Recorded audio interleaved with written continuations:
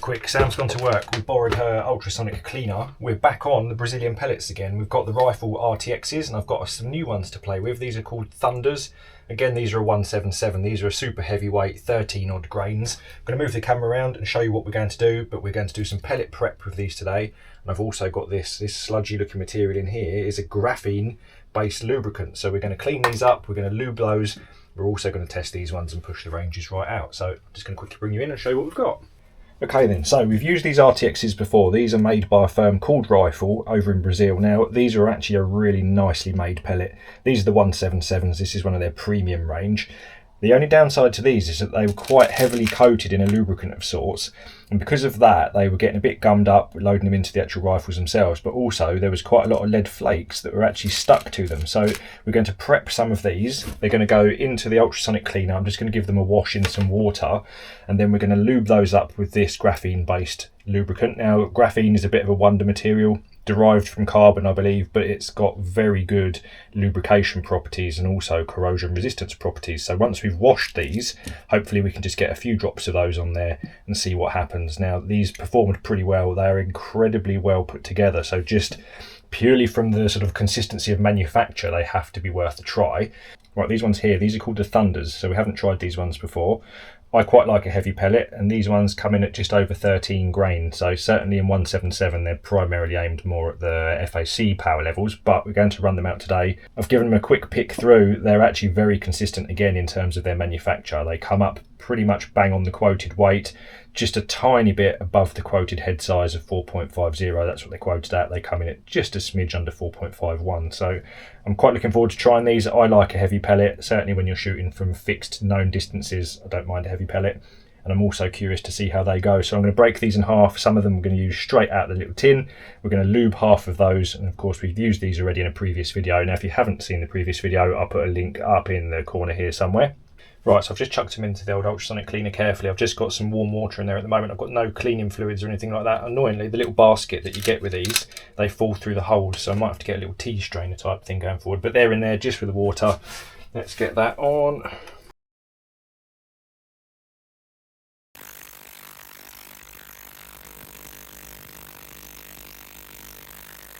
Right, I managed to get a bit of footage on the phone there. There was quite a lot of lead flakes and stuff wafting around. I definitely need something to fish those out a bit easier, because of course I'm probably picking up some of the lead flakes now. But I'm going to put them onto the kitchen towel. I'm going to let them dry in there for a bit. I'm going to quickly go and stick this out in the sun in a moment. Let them dry out outdoors. Quickly grab some breakfast while they're drying. And then we'll apply the lube. I'm going to do the same again with half of the Thunders, and we'll see whether or not they make a difference, whether they're lubed or not. But these don't look quite as heavily lubed as these ones, and they definitely don't look like they've got all the flakes on there. So yeah, quite interested to try those, both unlubed, and then we'll do some lubed ones as well. Right, we're here. We're in the usual spot. We're just under 25 yards. It's relatively sheltered down here, but we have got a bit of a headwind at the moment. Now, we do need to shoot these in order.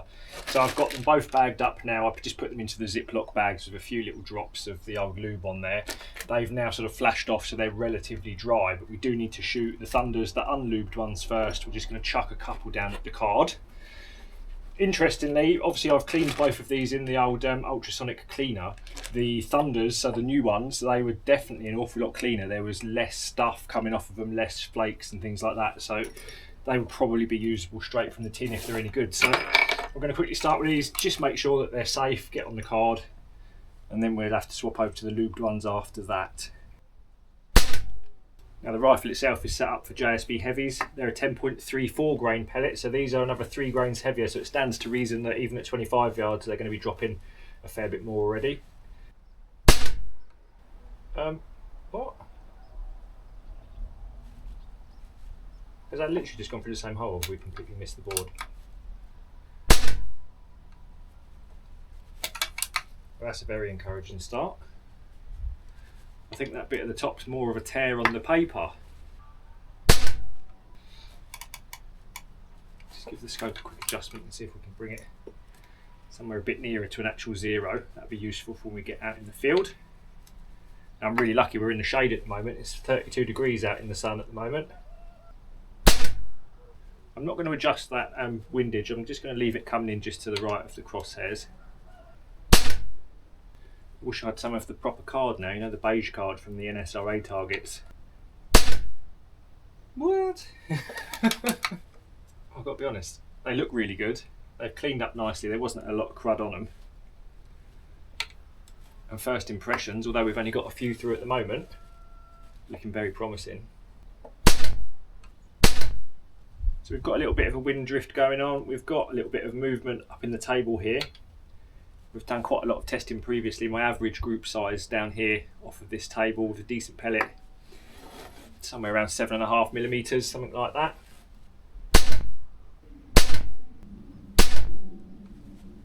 I think we could sit there and do that all day. Let's get another group off. Considering we haven't got too many of these, I'd imagine that if we shot a bunch more groups, let them settle into the barrel nicely, I'd be fairly confident they're going to tighten up a little bit more than they are now.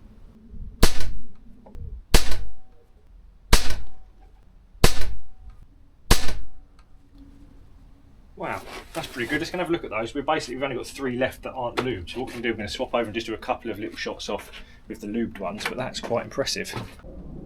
Oh, that is impressive considering that we've only just got the first few through the barrel. Look at that, that's sub-centimetre. Not bad at all. You can see that one there, the carb was just getting torn up mostly. I reckon I'll tighten up even further than that with a few more through them. We're going to quickly swap over and get just a couple of quick groups shot with the lubed versions, and then we'll see whether or not there's actually a difference. But of course, ideally we should have had a few more of these. This is the slight downside to buying tester packs, but I definitely think I'm going to grab a couple more tins of these. Right, typically the wind's getting up now. We've got the lubed, so this is the graphene lubed Thunders. So they're the heavy ones with the graphene lube. Now this graphene stuff seems like it's a bit of a wonder material. By all accounts now, these should be hydrophobic, which would probably mean that you can shoot them well in the rain.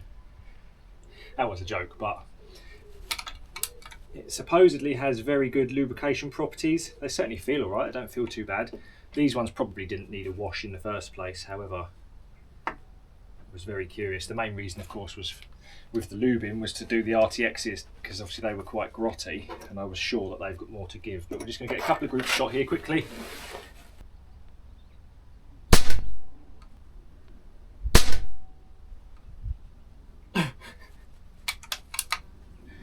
They've done it again, they've literally gone through the same hole. Well,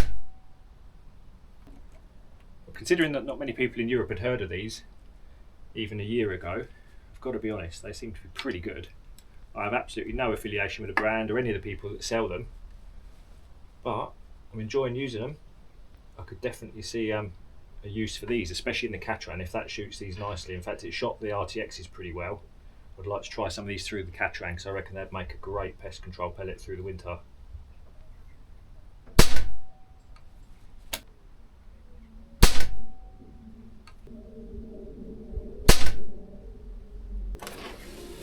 Not bad at all. Right, I'm going to go and find us a little spot to go and push these out. Now we have got a bit of a wind blowing, which is pretty good.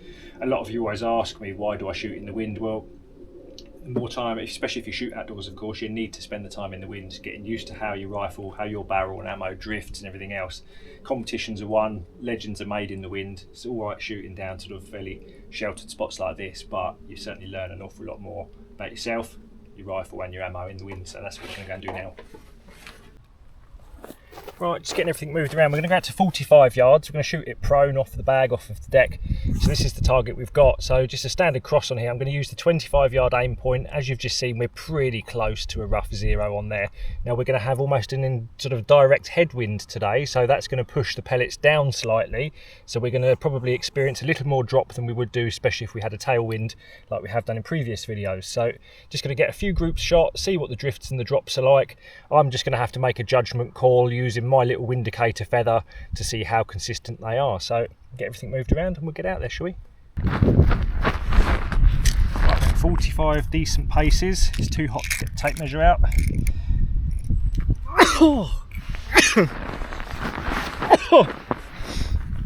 It's great for the old hay fever laying in the grass. Now we've actually got quite a strong wind blowing across. Typically the feather keeps getting caught on the grass, but we've got a wind coming across from sort of 1:30, 2 o'clock-ish, so we're going to get a bit of wind drift from the right to left, but it's actually going to push our pellets down a fair bit, so it's certainly going to be interesting to see. The conditions are not very consistent either. However, if you were out in a competition, this is real world actual weather that you've got to learn to deal with. So we're just going to use, as I've said, my crosshairs on the cross on the card. We'll monitor the drifts and the drops, and if we can get a handle on it, I'll see if I can stamp a couple. Maybe I'll dial it in and then see if we can actually get one on the cross, shall we? Right. Just send a couple down.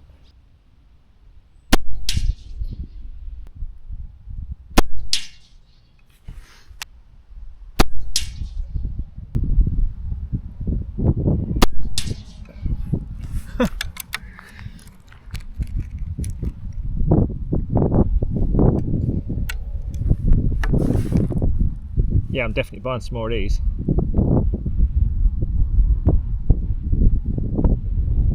Keep an eye on the little wind feather.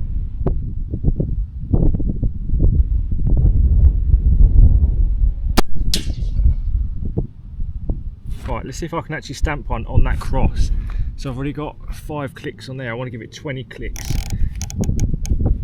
Right, let's do this in real time then. So I'm just giving it another 20 clicks. So this time I'm actually aiming at my cross. Need to give it a little bit of hold off for the wind.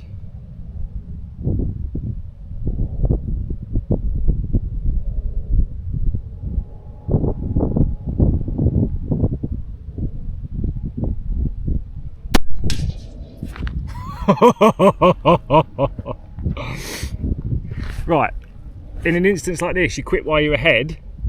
That's I'm going to not put any cuts or nothing in there so you can bloody see it. Right, let's get onto them RTXs anyway. I like these are pretty cool. No flipping way. Right, that was a pretty good start. Definitely going to need to buy some more of those pellets. They're pretty cool. They seem very consistent in the wind. Right, I'm glad to be back in the shade. It's red hot again. Right, so this is the main reason then for lubing the pellets. We've used the RTXs in the previous video. I was fairly happy with the performance, but I was fairly sure that given a wash and a lube, we could improve it a bit more. So let's see how it goes. I've just readjusted my scope back to my 0 stop. Focus is back, drop that back down to 10 mag. I've also just, when I was swapping the card over, I just pulled out, that's basically a little group from the ones that we just shot, all stamped on top of each other. You can see that there's really quite sort of deep rifling grooves in there, cut in beautifully, really quite nice and clean, and they've absolutely just flat packed themselves into that putty, so probably be quite good for pest control maybe. Right then, so we might have to just get a few off just so that they settle into the barrel, but these are the 8 odd grain RTXs, so just chuck a few down and see how it goes. So these are lubed. Got to be honest, right now I'm absolutely sweating. I've lugged all that gear back in from the field, so I am jittering around a little bit.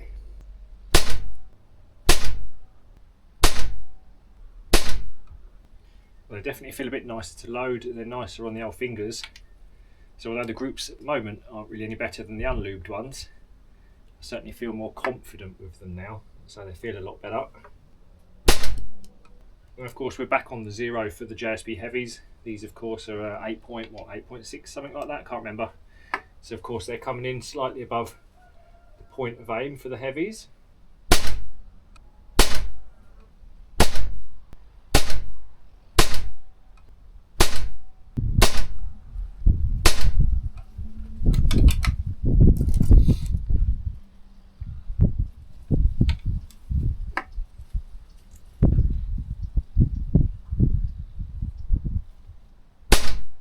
Right, so looking at these, I would definitely say that we have reduced the average group size. Now of course I've done a fairly extensive testing for the last video. I've done a bit off camera with these as well. In fact, I've given a few of my mates a few to try as well. So we've all been doing a bit of testing, so it does look like the groups have tightened up just a smidgen. Maybe not quite as tight as a decent batch of JSBs or H&Ns, however, these are beautifully built. I think what we're going to do now then, so we've definitely established that they are marginally better, only a small amount. Like I say, there's no point doing tons and tons on camera. We've got quite a lot of previous footage and stuff from these already, so they're definitely smidgen better. We're going to take them out to 45 now and see how they drift, because we didn't get to shoot those at the longer ranges last time, and that's where it really counts in the wind. So let's go quickly have a look at those and then we'll get everything moved out again.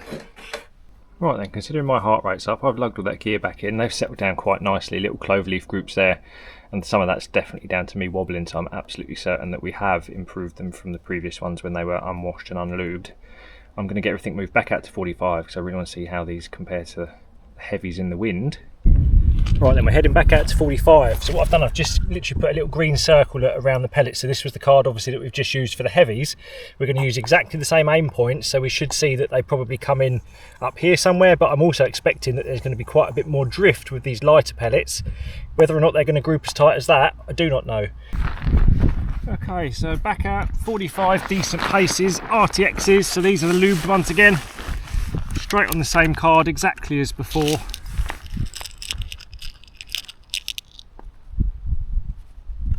So I'm just using my crosshairs, just going to punt them straight at the top of the card across.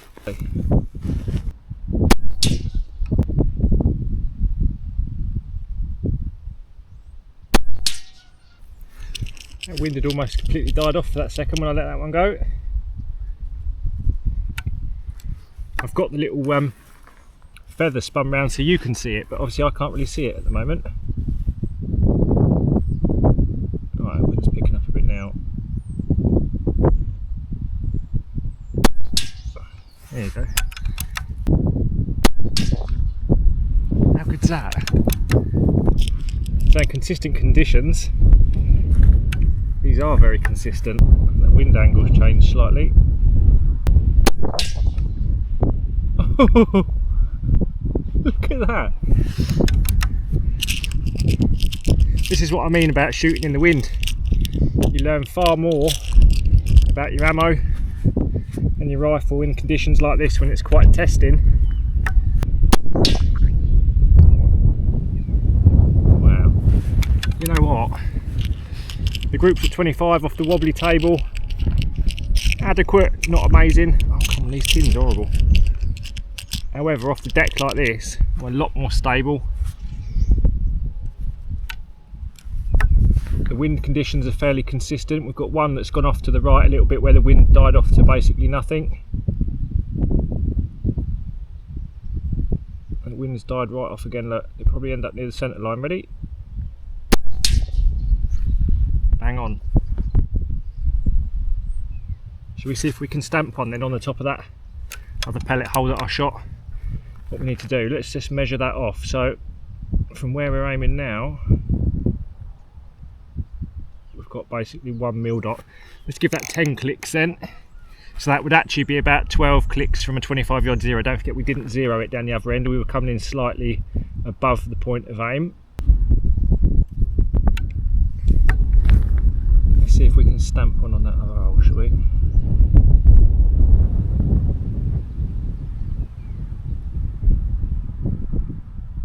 Oh, the wind's died off. Let's wait for that wind to pick up a bit. I've got a bit more data on that. No, it's died off. I don't know if you could see me moving then. I was adjusting my point of aim as I was feeling that wind pick up and die off. I've got the elevation where I give it a couple too many clicks. However, in the wind they're pretty consistent. I think we've definitely improved them by lubing them. They certainly feel a lot nicer. And we need to do further testing with these. I think I'm going to get another tin of these actually. We're going to probably take them indoors for a further video, maybe over the winter when the weather gets a bit poop. So lubing them has definitely improved them a bit. Haven't got all them lead flakes all over the rifle. Haven't had any lead flakes get up into the stabiliser in the pellet probe. I think we can call that one a success today, guys, especially in this wind. Right, I'll get this stuff collected up and I'll see you at home. Hopefully you can hear the wind up here. It's pretty windy. Right, stop the goey. Let's turn that off. There we go then. So you can see we've got significantly less drop, a little bit more wind drift on average, but I was waiting for them gusts. Obviously I was monitoring my wind drift. I gave it just a few too many clicks typically. I probably should have only given it 8 clicks, but that's really not bad at all. Look, that's still going to be, well, that's going to take out any of your smallest HFT targets. Absolutely deadly for pest control. I'm really quite happy with those. Right, let's get this all back home because I'm red hot. Right then, where did we get to? That was last week that I shot these. It's getting increasingly hard to juggle my time, get the filming done. And obviously I'd like to devote as much time as possible to the videos, but it's proven a bit tricky at the moment. First up then, these rifle pellets from the premium range, so the RTXs and the Thunders. Both of those are very well made pellets. They're consistent in size and weight. Unfortunately, if you saw the last video, these ones were covered in quite an oily residue and there was quite a lot of lead flakes just stuck to it. It's not like swarf on the actual pellets themselves, but it's obviously from manufacture, it then got stuck back on them. I actually abandoned the test through the XTI with these. Not that they weren't accurate, but I was not happy with the amount of lead flakes that were all over me. I was worried they were going to get back into the stabiliser mechanism on the action itself. So having now cleaned them up, they felt a lot nicer to load. I was quite happy with the performance of those. It was definitely too small a sample size to say that the lubes made a big difference. However, I wasn't covered in the lead flakes. There wasn't lead flakes getting into the rifle, so I'm happy in that respect. We are going to do some more involved testing over the winter, different types of lubes, all sorts of stuff over the chrono and things like that. But the lubed RTXs in the bit that we filmed already, accurate and incredibly good in the wind out at 45 yards. Now this here, if we drew a line through there relative to the horizontal line here, that is typical, and it's actually really, you don't see it on film very often. There's always this 6-degree downward trend with the wind drift as the wind speeds change, so it's really cool to actually see that. They, given that I'd only fired off like a few handfuls of them, incredibly easy to judge in the wind. Basically, you can see here we took that one out. I gave it just a couple too many clicks, but this is what wind drift looks like. That's what the wind will do to your pellets. Now, with a bit of time spent with those, I'm absolutely sure that I could take them onto any HFT course, pest controlling or whatever, and compete with those. Obviously, I'd have to wash them first. So yeah, I was really happy with them ones. The Thunders, they're devastating. They absolutely flat pack into that putty lining on there. They would be very, very good for pest control. Pretty good in the wind. I love a heavy pellet, generally speaking. I've actually ordered some more of the Thunders for my own collection. I'm going to keep some here. Also, I'm going to get some more of these RTXs, I think. I mean, it would be better if you didn't have to wash them. I mean, if I was just using the Catram, for instance, I haven't got the same sort of mechanism there. I don't have a stabiliser mechanism in the rifle that's potentially going to get gummed up with the little lead flakes. But having washed these, it doesn't take long at all. Literally took a few minutes, wash them off, rinse them off, chuck them in the sun to dry and get a bit of lube on. I'd rather that didn't have to do that, but I certainly felt better after I had. So swings and roundabouts, not a bad pellet, considering that most of us probably hadn't heard of these, well, even 6 months ago maybe. They're pretty well put together. They've definitely got to be worth a try. So that'll do it for this one, guys. I'll catch you in the next one.